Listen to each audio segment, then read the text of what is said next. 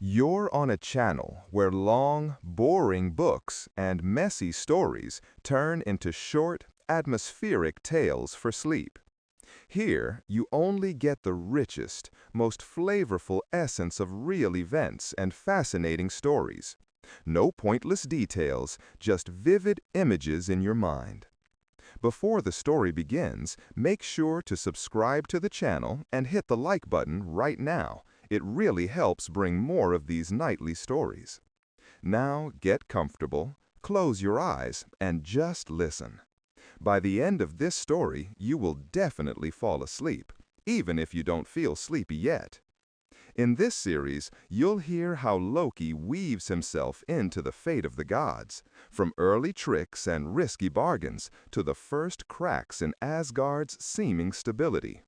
He is not yet the gods' open enemy, but already a force that reshapes their world in ways they can't ignore. Chapter: The Wall of Asgard and the Birth of Sleipnir. When the world had just calmed after the first battles between gods and giants, the gods finally built Asgard, a shining city high above the world tree, home of light and order. Yet peace did not last long, because beyond the distant mountains in cold Jotunheim lived the giants, ancient beings of wild power. They had not forgotten their defeat and wanted revenge. To keep Asgard safe, the gods decided to build a great wall, strong, tall, and forever lasting. But no one among them could finish such work alone. One evening, a tall traveler in a dark cloak came to their gates, leading a huge gray horse. The traveler was a giant in disguise. He offered to build the wall quickly and well, but asked for an impossible price: the goddess Freya, the sun, and the moon. Odin, the wise leader, thought deeply. Thor lifted his hammer Mjölnir in anger, ready to strike. But Loki, the clever trickster, had another idea. "Let him try," Loki said. "But if he fails to finish by the first day of summer, he gets nothing." The giant agreed. He worked day and night, helped by his strong horse, Svadilfari, who pulled heavy stones faster than 10 others combined. The wall grew fast, and by midwinter only the gate was left. The gods began to worry. The builder was too close to success. So they called a meeting, and Odin said to Loki, "You must fix what you started." That night, Svadilfari was pulling another rock when a beautiful gray mare ran across the field. The stallion neighed and ran after her into the forest. The builder shouted in rage, but without his horse, he could not continue the work. Furious, he threw off his human shape and showed himself as a raging giant. Thor stepped forward, raised Mjölnir, and struck him down with one blow. Sometime later, Loki returned, tired but smiling. Behind him trotted a gray foal with 8 legs. It was quick as the wind and light as thought. This was Sleipnir, the strange child born from Loki's trick. Odin took Sleipnir as his horse, and ever since, Sleipnir carried him between the worlds, a symbol of movement, mystery, and the clever spirit of Loki himself. Chapter: Sif's Hair and the Creation of the Gods' Treasures. In Asgard, home of the gods, lived Sif, wife of Thor, the god of thunder. Sif was known for her long golden hair that shone like sunlight and symbolized the ripening fields of earth. Wherever her hair gleamed, crops grew strong and tall, giving life to humans and gods alike.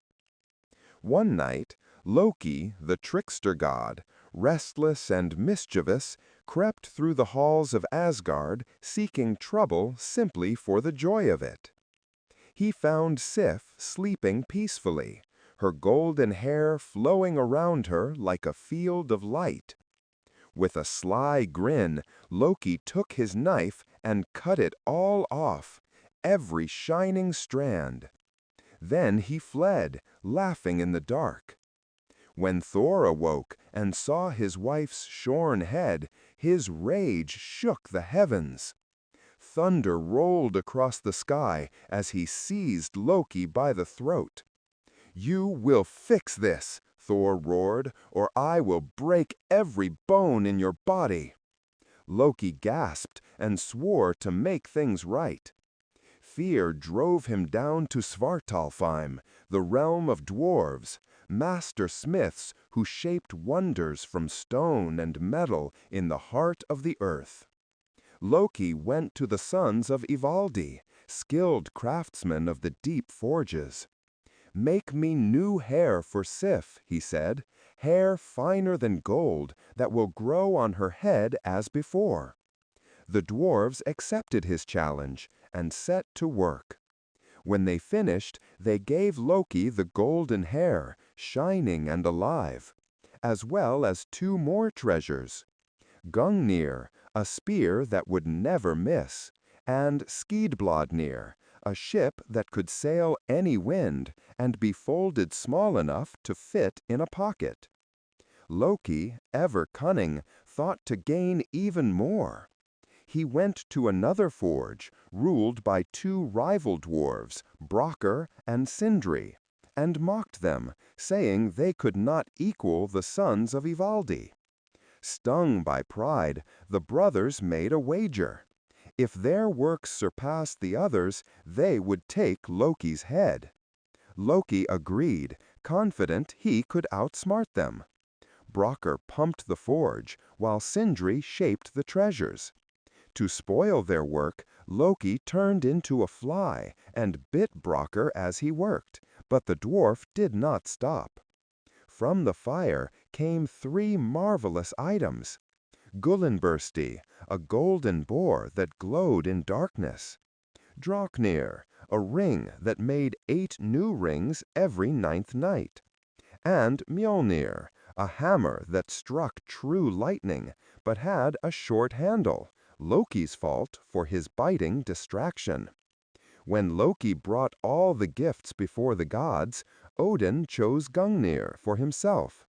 Freyr took the ship and the boar, and Thor received Mjölnir, the strongest weapon in all the worlds. The hair of Sif was placed on her head, and it took root like living gold. The gods judged that Brokkr and Sindri had made the greatest treasures. But Loki escaped with his clever tongue, promising his head, but not his neck. So his lips were sewn shut as punishment for his deceit. Even so, the world gained its great relics, and from Loki's mischief rose gifts that would guard Asgard forever. Chapter: Andvari's Gold and the Cursed Treasure. Once in the time before men knew sorrow, Loki, Odin, and Hoenir wandered through Midgard, the world of men. They sought adventure, wisdom, and sometimes trouble. One evening, as they crossed a river, Loki threw a stone at an otter catching fish on the bank. The blow struck true, and the creature fell lifeless. But as the gods approached, its fur shimmered strangely, for the otter was not a mere beast. It was Otr, the son of Hreidmar, a mighty sorcerer and chieftain among dwarves. Carrying the otter skin proudly, the gods went to Hreidmar's hall, seeking shelter for the night. When he saw the pelt and knew his son's death, rage filled his heart like molten metal. He surrounded the gods with his sons, Fafnir and Regin, both cunning smiths, skilled in magic and greed. The gods pleaded peace, but Hreidmar demanded blood price. Every hair of the otter's fur must be covered with gold and red gold. To pay this impossible ransom, Loki left Asgard in haste and sought the hidden caves where Andvari dwelled. Andvari was a dwarf who lived in the shape of a fish, swimming through underground rivers, guarding his golden treasure. Loki caught him in a net and demanded all his gold as ransom for his life. Weeping with hatred, Andvari surrendered his hoard: coins, jewels, and one perfect ring, and Varananaut, that brought endless wealth to its owner. As Loki turned to leave, the dwarf raised his hands and cursed the treasure. May this gold bring death to all who possess it, until it returns to the deep. Loki laughed, thinking such words powerless, and brought the gold to Hreggmar. The payment was weighed and spread upon the otter skin until not a hair showed. But Hreggmar saw one whisker uncovered and demanded the ring as well. Loki gave it over unwillingly, warning him of the curse. Hreggmar only smiled greedily, his eyes bright like coins in firelight. Soon after, Fafnir's own greed devoured him. He murdered his father for the gold and carried it away, hiding it on a stormy mountain. There he turned into a great dragon, his body scaled and twisted by the curse, guarding the treasure for ages. His brother Regin, filled with envy, schemed to reclaim it through mortal hands. And so the doom of Andvari's gold passed onward, kindling sorrow and death through generations, from gods to dwarves to heroes and kings. And Loki, wandering through the 9 worlds, would sometimes remember the otter's eyes, and wonder whether even his tricks could ever escape the weight of a curse born from greed. Chapter: The Children of Loki and Angrboda. Far to the north, in the wild land of Jotunheim, lived Angrboda, a giantess of dark strength and cold wisdom. She was not like the shining goddesses of Asgard, but fierce, tall, and powerful. Loki, the clever god of tricks and change, often wandered far from the god's home, and in the shadowy caves of Jotunheim he came to Angrboda. Between them grew a strange bond of chaos and fire. From this union were born 3 children unlike any others in the worlds. The first was a serpent, long as a mountain ridge, with green-black scales and eyes like frozen lakes. The second was a girl, half alive and half dead.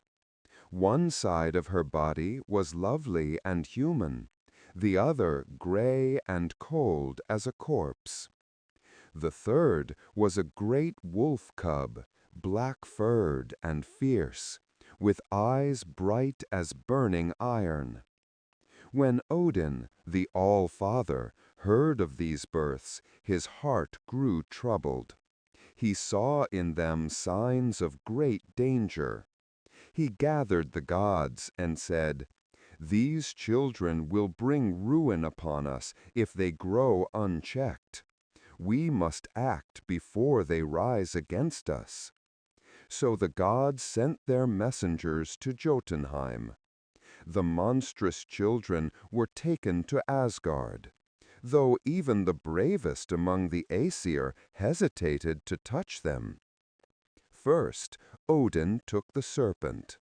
He gazed into its endless eyes and threw it far into the deep sea that girdles the world. There the creature grew, feeding on the darkness of the depths, until it was long enough to encircle the earth. It was called Jormungandr, the world serpent. Next, the gods turned to the pale girl. Odin saw that her nature belonged not among the living, yet not among the dead entirely.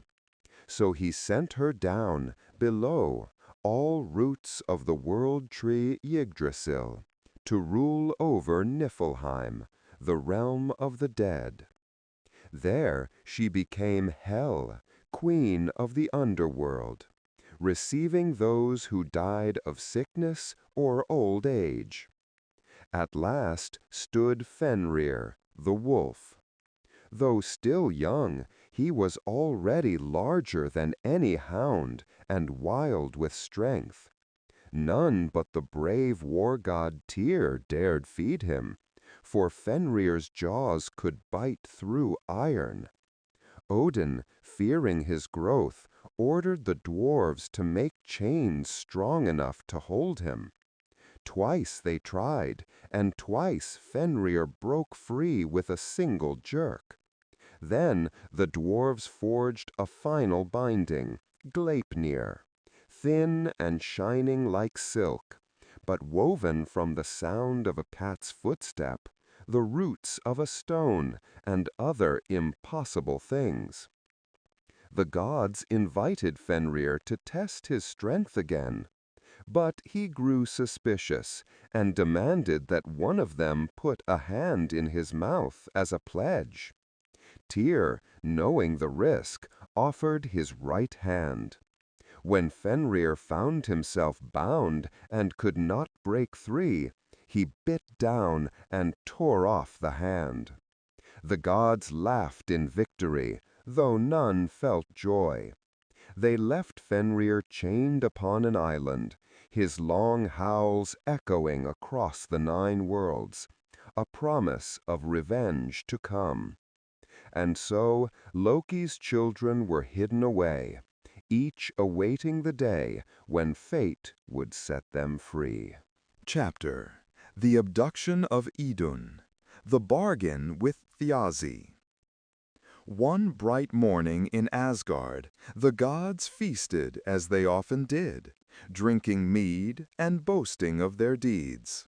Among them walked Iðunn, the young goddess of spring and renewal. She carried her shining apples, golden and sweet, that kept the gods forever young. Without them, even immortals would grow weak and old. But soon Odin sent Loki, the trickster god, on a journey beyond Asgard's borders with himself and Honir, the thoughtful wanderer. They crossed hills and thick forests until hunger pressed hard upon them. They came upon a great ox, which they killed and roasted over a fire. Yet when they tried to eat, the meat would not cook, no matter how long the flames burned beneath it. From above, a great shadow fell over them. It was a giant, in the form of an eagle, his wings vast as storm clouds. This was Þjazi, son of the frost giants, strong in magic. The eagle spoke. "The fire burns with my permission. Share your food with me, and it will roast at last." The gods agreed. But when the ox was done, the eagle snatched most of it for himself. Enraged, Loki struck the bird with a stick. But the stick stuck fast to the eagle's feathers, and Loki found his hand trapped as well. With a powerful beat of its wings, the eagle rose into the sky, carrying Loki high above the world. "Let me go!" shouted Loki as the wind tore at him. The eagle laughed, his voice like thunder in the mountains.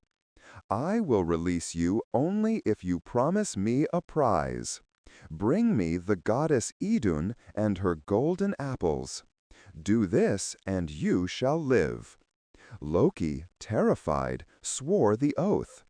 Then Þjazi let him fall, bruised and shaken, upon the edge of Asgard's forest. From that day onward, Loki's thoughts were dark and restless. for he had made a bargain that could doom the gods themselves.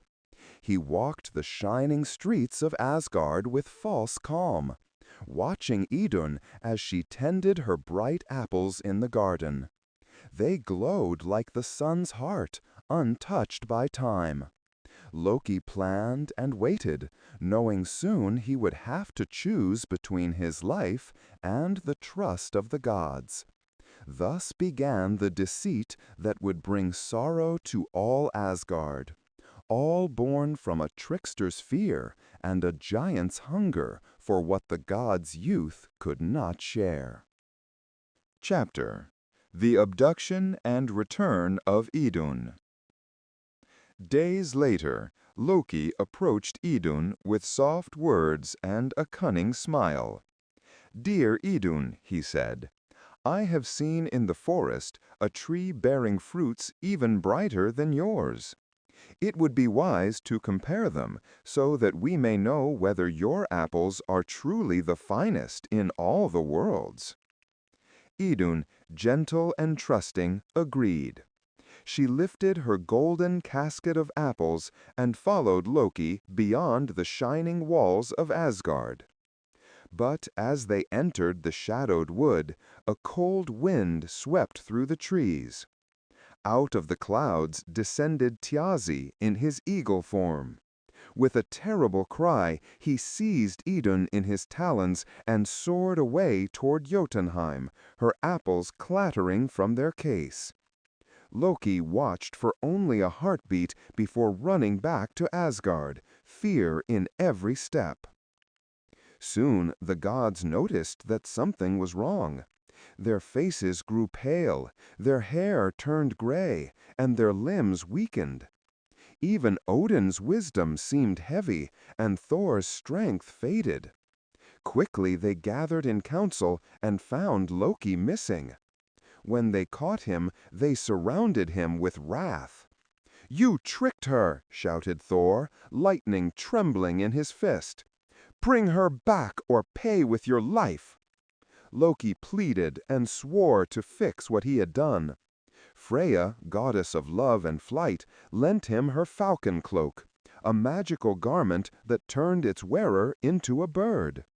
Loki spread the feathered cloak, became a falcon, and flew north through storm and snow to the giant's stronghold. There, high in a stone tower, he found Iðunn locked inside a golden cage. Using magic, Loki turned her into a nut, small and light, and clasped her in his claws. He darted from the tower into the open sky. But Þjazi soon saw the falcon flying away and gave chase in his eagle shape. The air roared with beating wings, the sea and mountains blurred below them as they raced south. When the gods saw Loki nearing Asgard's walls, they lit a ring of blazing fire around the city. Loki flew through the flames unharmed, but Þjazi came too close. His feathers caught the fire, his wings burned, and he fell screaming from the clouds to his death. Loki dropped the nut on the grass, and Iðunn stood once more among the gods, her shining apples in hand. When they ate them, vigor and youth returned to their faces. Yet from that day on, they watched Loki more carefully, for his cleverness could both save and endanger them all. Chapter: Making Skaði Laugh. Compensation for Þjazi's death. After the death of the giant Þjazi, slain when he chased Loki and fell into the gods' flames, peace did not last. Far in the frozen mountains of Jotunheim lived Skaði, his daughter, tall, fair, and strong, with eyes as cold and bright as the winter moon. She was a huntress who skied across the snows faster than the wind, and carried a bow stringed with the strength of ice. When she heard that her father had been burned by the gods of Asgard, she armed herself and came marching to their shining gates. The halls of Asgard glittered like gold under the sunlight, but when Skaði arrived, even the bravest Aesir stepped back from her anger. She demanded compensation for her father's death, as was the law among gods and men. "You have slain Þjazi," she cried, "and I will have vengeance, or a fair settlement for the blood that is lost." Odin, the High One, spoke wisely. "Your father wronged us by stealing our immortal apples. Yet we will repay his death in gold and honor, that peace may remain between the gods and the giants." Skaði agreed on 3 conditions. First, she would choose a husband from among the gods, but only by looking at their feet. Second, the gods would place Þjazi's eyes in the heavens as stars. And third, someone in Asgard must make her laugh to soften her grief. So the gods brought forth a line of their number behind a curtain, showing only their feet. Skaði looked long and chose the fairest and cleanest pair, believing they belonged to Balder the Beautiful. But when the curtain was lifted, she found instead Njord, god of the sea and calm waters. Still, she kept her choice, for a promise among the gods cannot be broken. Then Odin took Þjazi's eyes and passed them into the black sky, where they shone like twin stars over the northern mountains. Yet the court still waited for someone to bring laughter from Skadi's cold lips, and no one dared try, for her sadness chilled the room. At last Loki stepped forward with his wild grin. "If laughter must be bought with folly," he said, "then folly I will bring." He caught a wild goat, tied one end of a rope to its beard, and, in a trick no one else would have imagined, tied the other end around his own most tender parts. The hall echoed with shrieks, bleats, and gasps as Loki and the goat began a ridiculous tug-of-war, each pulling and leaping, spinning around the pillars. The goat screamed, Loki yelped, and both stumbled over benches and flagstones until they crashed together at Skadi's feet. The sight was so absurd that even she burst into loud, helpless laughter that rang through the hall. The gods cheered, and peace settled once more. Skaði took Njord for her husband and returned to her snowy home in the mountains, where she hunted among the peaks. Though their marriage was never easy, for she loved the cold and he loved the sea, the laughter of Asgard that day ended her grief. And so Loki's mischief, painful though it was, brought laughter where sorrow had reigned. Chapter: Thor and Loki's Journey to Útgard.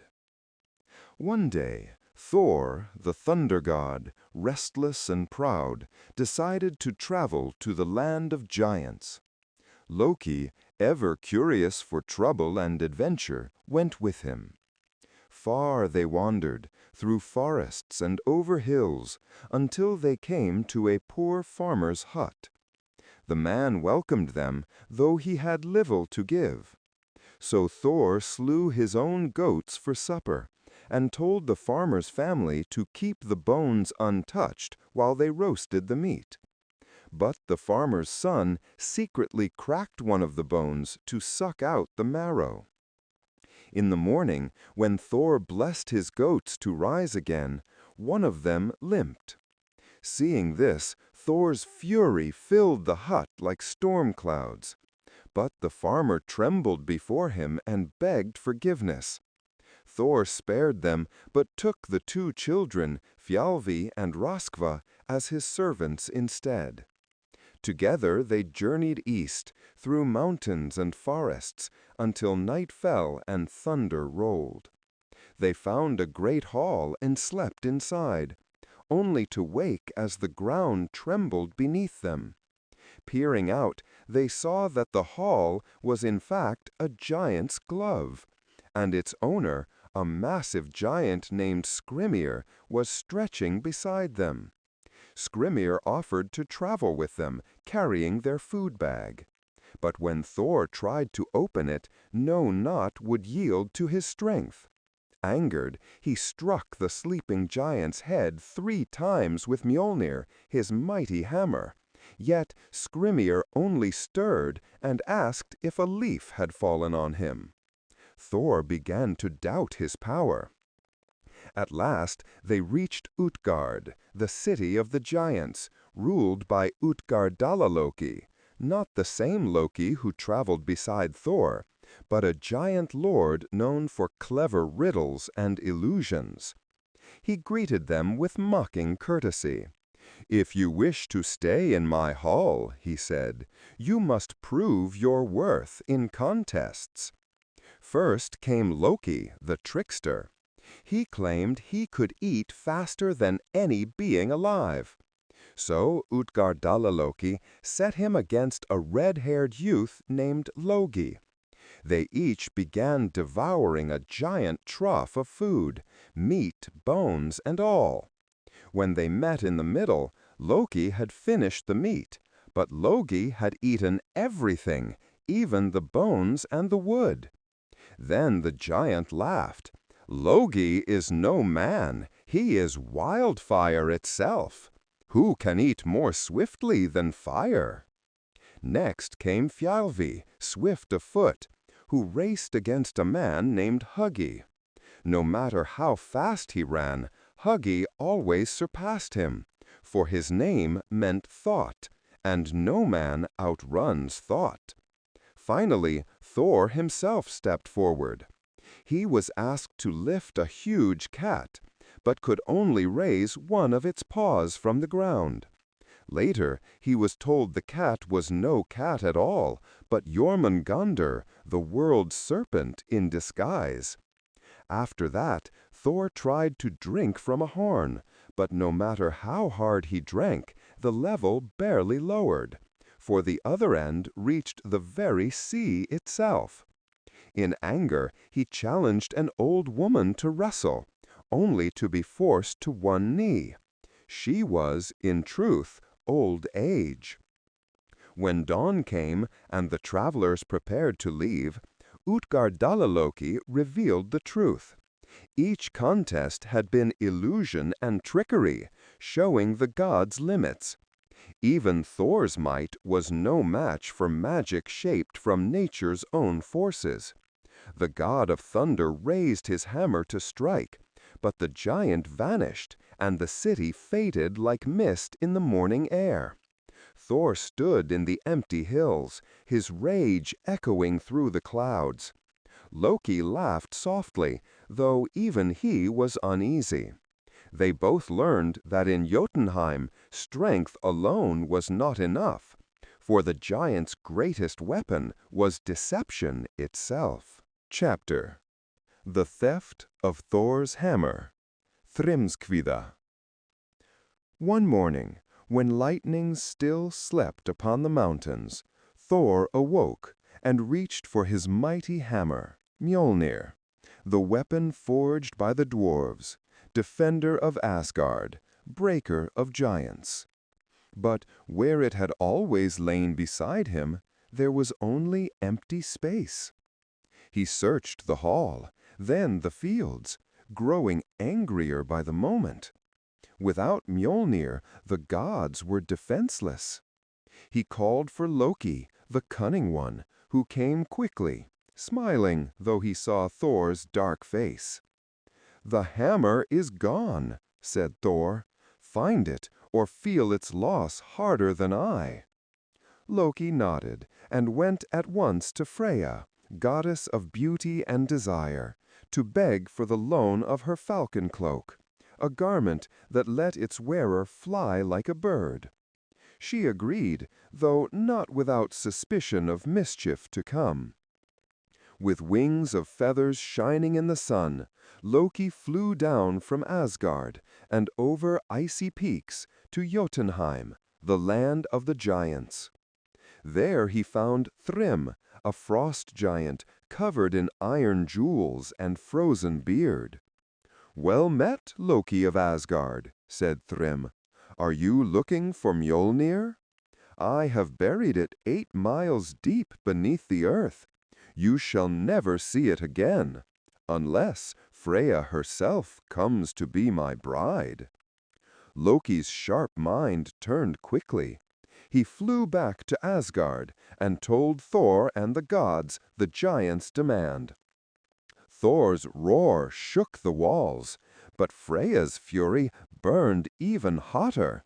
"Me, a bride for that beast? Never!" she cried.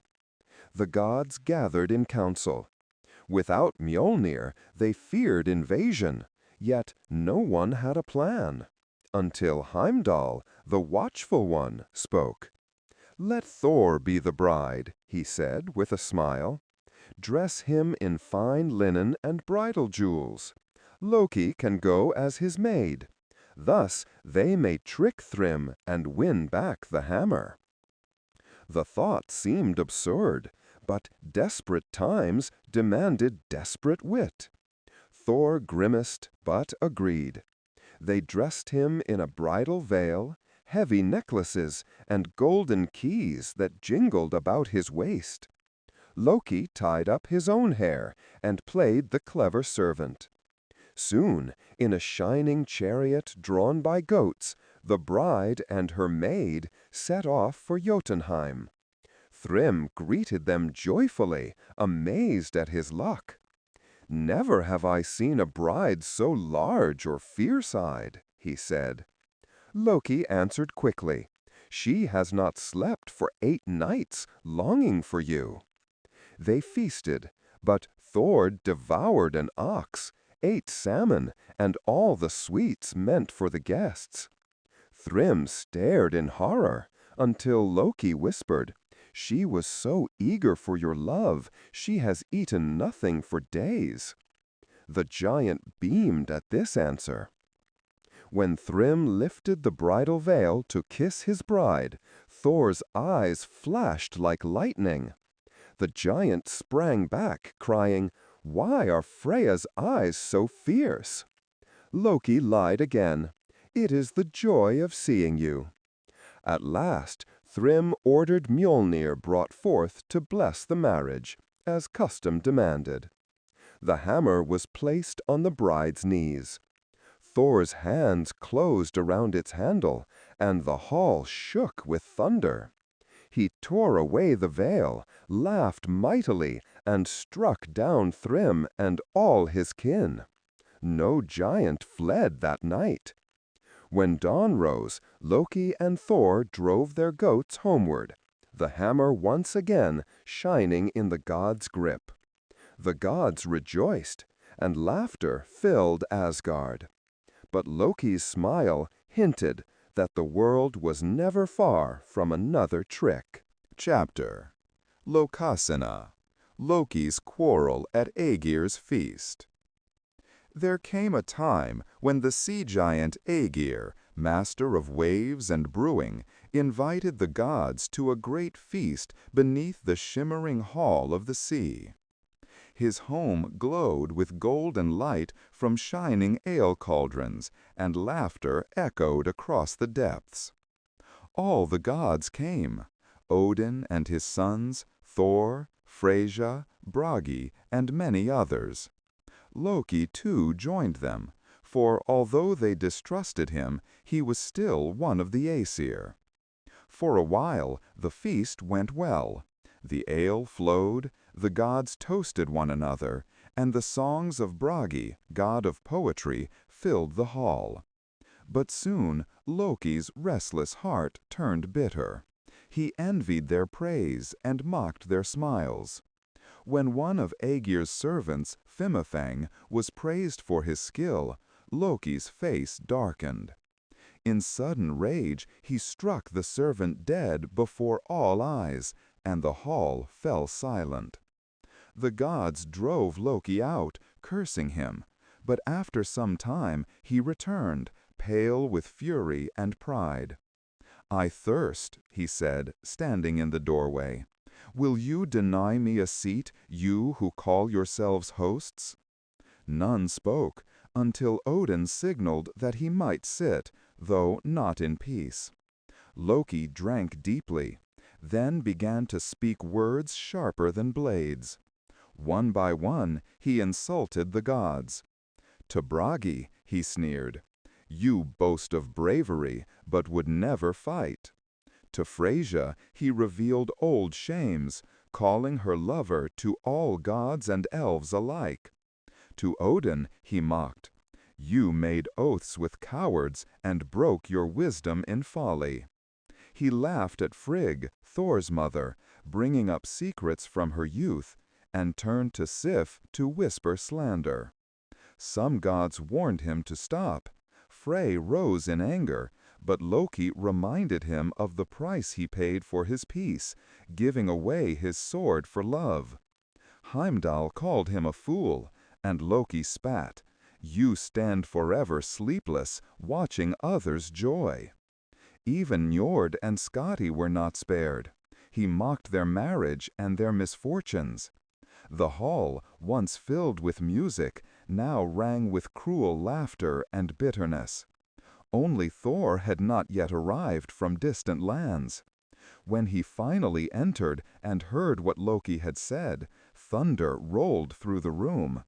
"Be silent, mischief maker," Thor roared, raising Mjölnir. "One more word, and I will smash your bones."